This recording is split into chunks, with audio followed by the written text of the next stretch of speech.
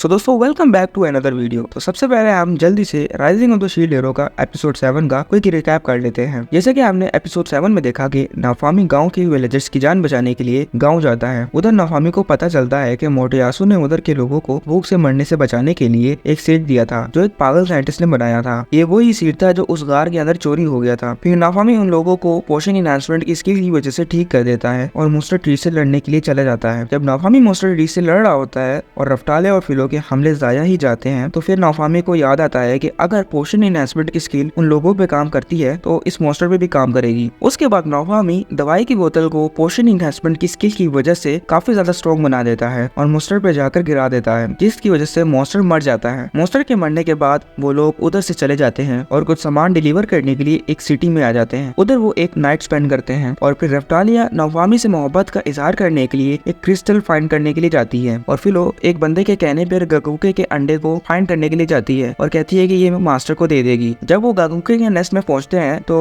उधर एक मॉन्स्टर आ जाता है जो अंडे और क्रिस्टल को तोड़ देता है। फिलो और रफ्तालिया को काफी गुस्सा आता है और वो उस मॉन्स्टर को मार देती है और उसको अपने साथ ले आती है, जिधर वो दो लड़कों को इसको बेच देती है। उनसे पैसे लेने के बाद वो नाफामी को एक हथौड़ा गिफ्ट करते हैं और फिर यहाँ से एपिसोड 7 का रिकैप खत्म हो जाता है। और उसके बाद अगले दिन इनको ईस्ट की तरफ जाना था, इसलिए वो आज रात जंगल में गुजारते हैं। नाफामी रात भर मेहनत करके रफ्तालिया के लिए एक हैंड ब्रेसलेट और फिलो के लिए एक हेयर क्लिप बनाता है और जब नाफामी रफ्तालिया का हाथ का साइज देखने के लिए आता है तो फिलो उठकर कहती है, मास्टर क्या हुआ? नाफामी कहता है कि वो बस तुम दोनों को देखने के लिए आया था। अगले दिन जब सुबह होती है तो नाफामी रफ्तालिया और फिलो जाने के लिए तैयार होते हैं। उधर से एक बेचारी खातून और उसका बेटा गुजर रहे होते हैं। नाफामी इनकी हालत देखते हुए इनको खाना खाने का पूछता है। जब खाना खा रहे थे तो नाफामी पूछता है कि इस टाइम वो किधर जा रहे हैं। वो लेडी बताती है कि हमारे गाँव में एक जहर वाली बीमारी फैल चुकी थी, जिसकी वजह से उनको अपना गाँव छोड़कर दूसरी तरफ जाना पड़ रहा है। नाफामी इनकी बात सुनकर उसके गांव चला जाता है। जब नाफामी उधर जाता है तो नाफामी की एक बंदे से मुलाकात होती है। वो नाफामी से पूछता है कि वो क्या करने आया है। नाफामी उसको बताता है कि वो एक ट्रैवलिंग मर्चेंट है और वो यहाँ पे अपनी दवाइयाँ बेचने के लिए आया है। और जब वो बंदा फिलो को देखता है तो वो समझ जाता है कि ये हेवली फाउल है और भागते हुए गाँव के डॉक्टर के पास जाता है और फिर गाँव के डॉक्टर को जाकर बताता है कि हेवली फाउल और उसका सर्वाइवर उनको बचाने के लिए आ गया है। गाँव का डॉक्टर इनको देखता है और नाफामी से पूछता है कि क्या वो सीवियर है। तो नाफामी इनको बताता है कि मैं तो बस यहाँ पे अपनी दवाइयाँ बेचने के लिए आया हूँ। डॉक्टर इनको मरीजों की तरफ ले जाता है। नाफामी उन सबको दवाइयाँ पिला देता है जिनकी वजह से वो ठीक हो जाते हैं। नाफामी लोगों को ठीक करने के बाद कमरे में आ जाता है जिधर डॉक्टर इनको पैसे देता है, लेकिन नाफामी कहता है कि वो अभी के लिए तो ये पैसे रख रहा है लेकिन ये पैसे काफी नहीं है और उसको और देने होंगे। आखिरकार उसकी दवाई ने इन लोगों की बीमारी के सिम्टम्स को खत्म कर दिया है। डॉक्टर कहता है कि उनके पास इतने ही पैसे हैं। तो फिर नाफामी कहता है कि चलो देखते हैं कि पहले कौन मरता है, तुम या तुम्हारे पैसे। उधर खड़ी हुई एक नर्स कहती है कि हमें पता है कि ये इस तरह नहीं चल सकता, लेकिन वो क्या करे, उनके पास पैसे नहीं है और इनके पास इसका कोई हल भी नहीं है। रफ्तालिया पूछती है कि क्या मतलब? तो नर्स बताती है कि ऊपर के पहाड़ों में एक ड्रैगन मॉन्स्टर है जो इसकी वजह बना हुआ है। फिर डॉक्टर बताता है कि ऊपर के पहाड़ों में एक ड्रैगन मॉन्स्टर था। एक दिन स्वॉर्ड हीरो आता है और उस मॉन्स्टर को मार देता है और फिर काफी ज्यादा विजिटर्स उसकी बॉडी देखने के लिए हमारे गाँव आते हैं। लेकिन कुछ टाइम बाद ही ड्रैगन का गोश्त फटने लगता है और उससे पैदा होने वाली बीमारी से लोगों की तबीयत खराब जाती है। नाफामी सोचता है कि ये 10 साल के बच्चे को भी पता होता है कि किसी भी जानवर के मरने के बाद उसका गोश्त फटने लगता है और क्या माकी इतना पागल था कि वो उसको उधर ही छोड़कर आ जाता है। शायद उसको लगता है कि ये सब एक गेम की तरह है, लेकिन हकीकत में ये तो असल दुनिया है। फिर डॉक्टर बोलता है कि मॉन्स्टर के मरने की वजह से उधर की हवा में भी जहर फैल चुका है, जिसकी वजह से कोई भी आम एडवेंचरर उधर नहीं जा सकता। तो नाफामी कहता है कि क्या उन्होंने रॉयल कोर्ट में इन सब चीजों की रिपोर्ट दी है? तो डॉक्टर बोलता है कि उन्होंने बताया तो है और वो बहुत जल्द अपनी अद्वियात भी भेजेंगे, लेकिन हीरोज काफी बिजी हैं, जिसकी वजह से हो सकता है कि वो थोड़ा लेट हो जाए। नाफामी कहता है कि तुम एक काम करो कि रॉयल कोर्ट की रिक्वेस्ट कैंसिल कर दो। डॉक्टर उसका शुक्रिया अदा करने लग जाता है, लेकिन नाफामी कहता है कि उसका कोई शुक्रिया अदा ना करो क्योंकि इसके बदले वो 500 सिल्वर कॉइन चार्ज करेगा। तो डॉक्टर कहता है कि ये तो बहुत ज्यादा है। तो नाफामी डॉक्टर को कहता है कि तुमने रॉयल कोर्ट में भी अपील की है और वो इसके पैसे तो जरूर चार्ज करेंगे। तो नर्स जल के कहती है कि इसको तो सर्वाइवर बोलो ही मत, ये तो खाली पैसों का भूखा है। डॉक्टर नर्स को चुप करा देता है। तो नाफामी कहता है कि उसको अच्छा नहीं लगता कि उसको कोई भी सर्वाइवर बोले और नाफामी वहाँ से चला जाता है।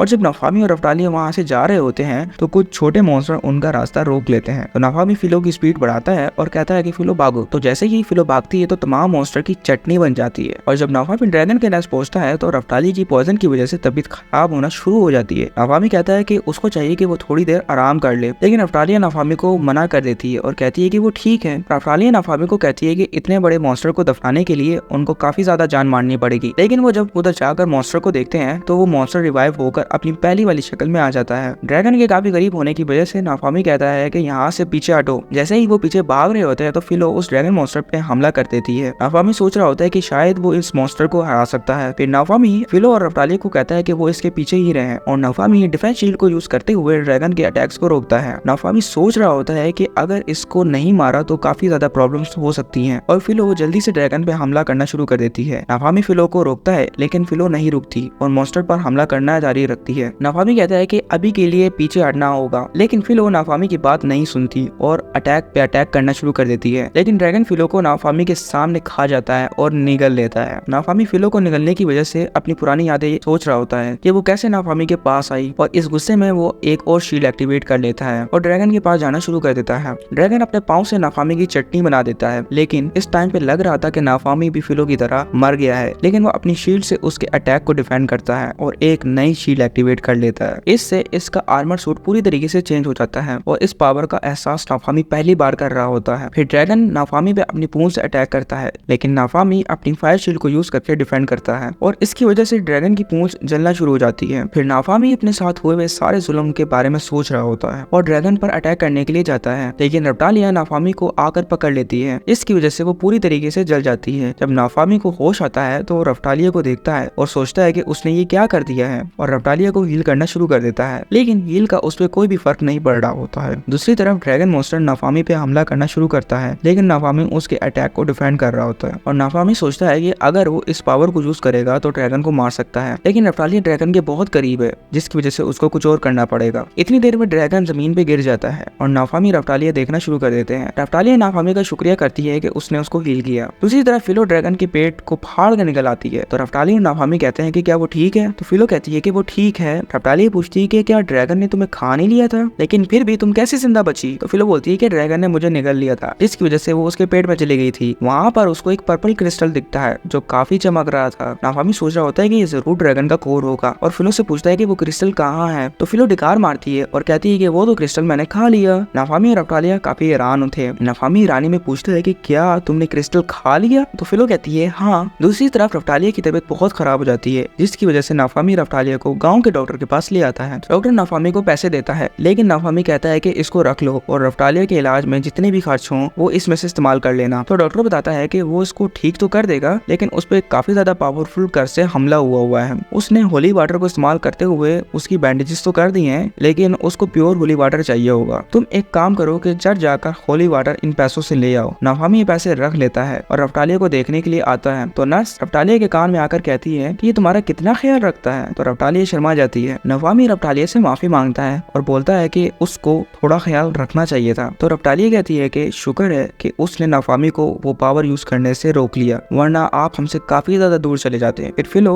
नाफामी को पर्पल क्रिस्टल देती है जो उसने खा लिया था और कहती है कि मेरे पास आपके लिए गिफ्ट है मास्टर। नाफामी वो क्रिस्टल ले लेता है और अपनी शील्ड में डाल लेता है, लेकिन लेवल कम होने की वजह से वो शील्ड एक्टिवेट नहीं होती। नाफामी सोचता है कि अगर वो पावर्स थोड़ी देर और इस्तेमाल कर लेता तो हो सकता था कि वो फिलो और रफ्तालिया को मार भी देता। और फिर नाफामी इन दोनों से माफी मांगता है, कहता है कि वो काफी शर्मिंदा है कि उसने ड्रैगन का ध्यान नहीं बटाया, जिसकी वजह से ये सब कुछ हो गया। लेकिन रफ्तालिया और फिलो कहती है कि अगर वो होश से काम लेते तो हो सकता था कि ये सब कुछ ना होता। और फिलो नाफामी से माफी मांगती है, लेकिन नाफामी कहता है कि माफी मांगने की जरूरत नहीं है, हम फ्यूचर में कल से भी ज्यादा स्ट्रॉन्ग होंगे। नाफामी कहता है रात ज्यादा हो गई है, एक काम करो कि तुम दोनों सो जाओ। फिलो सोने के लिए चली जाती है, तो रफ्तालिया नाफामी से कहती है कि क्या वो मेरे साथ एक नाइट स्पेंड कर सकता है, तो नाफामी फिलो को आवाज लगाता है और कहता है कि फिलो तुम आज रात रफ्तालिया के साथ सो जाओ। फिर फिलो कहती है कि क्या वो इनको ज्वाइन नहीं करेगा, तो नाफामी कहता है कि रात बहुत हो गई है, तुम दोनों चुप करके जाके सो जाओ। और नाफामी वहाँ से चला जाता है और बाहर जाकर चांद को देखने लगता है और सोचने लगता है कि मुझे कल से ज्यादा स्ट्रॉन्ग होना है, ताकि जो लोग मुझ पर यकीन रखते हैं मैं उनको वक्त आने पे बचा सकूं। इसके लिए जो कुछ भी मुझे करना पड़ेगा मैं करूंगा। और दोस्तों यहाँ से rising of the shield hero की एपिसोड 8 भी खत्म हो जाती है। और दोस्तों अगर आप लोग सच में इस सीजन को एंजॉय कर रहे हैं तो फिर चैनल को सब्सक्राइब जरूर कर लेना, इससे नई नई इंटरेस्टिंग वीडियो आप तक जरूर पहुंचेगी। लेकिन दोस्तों जाते जाते मुझे आप एक सवाल का जवाब तो जरूर दे के जाओ कि मोटोयासु और अमाकी की वजह से गाँव में काफी ज्यादा लोग मर गए, इसकी वजह से नाफामी इनको क्या सजा देगा? जिसका जवाब भी मुझे काफी ज्यादा अच्छा लगेगा